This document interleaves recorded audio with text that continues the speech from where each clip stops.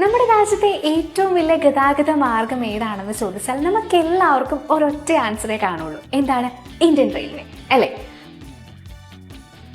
മറ്റ് യാത്രാ മാർഗങ്ങളെ അപേക്ഷിച്ച് വളരെ എളുപ്പത്തിൽ എത്തിച്ചേരാമെന്നതും കുറഞ്ഞ ചെലവുമാണ് റെയിൽവേ ഇന്ത്യയിലെ ഇത്രയേറെ പോപ്പുലർ ആക്കിയത്.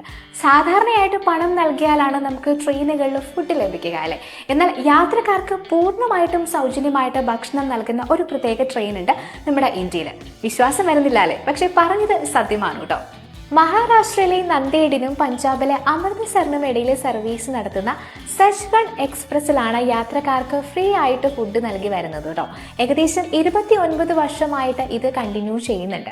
അമൃത്സറിലെ ശ്രീ ഹർമന്ദർ സാഹിബ് ഗുരുദ്വാരയിൽ നിന്ന് നന്ദേഡിലെ ശ്രീ ഹുസൂർ സാഹിബ് ഗുരുദ്വാരയിലേക്കാണ് ഈ ഒരു ട്രെയിൻ ഓടുന്നത്. 2000 കിലോമീറ്റർ യാത്രയിലുടനീളം യാത്രക്കാർക്ക് സൗജന്യ ഭക്ഷണം നൽകുന്ന ഇന്ത്യയിലെ ഒരേ ഒരു ട്രെയിൻ എന്ന വിശേഷണമുണ്ട് ഈ സച്ച്ഖണ്ഡ് എക്സ്പ്രസ്സിന്. 33 മണിക്കൂർ നീണ്ട യാത്രയിൽ 39 സ്റ്റേഷനുകളായിരിക്കും ഈ ഒരു ട്രെയിൻ നിർത്തുക.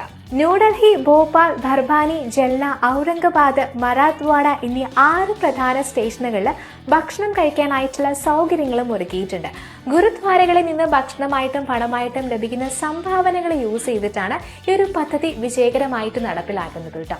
അപ്പൊ നമ്മുടെ ഇന്ത്യയിലും ഫ്രീ ആയിട്ട് ഫുഡ് കിട്ടുന്ന ട്രെയിനെ പറ്റി എല്ലാവരും അറിഞ്ഞത് അല്ലെ? ഇതുപോലുള്ള ഇൻഫോർമേറ്റീവ് ആയുള്ള വീഡിയോസിനായിട്ട് ടു ഫോളോ ആസ്ട്രിയ FM 90.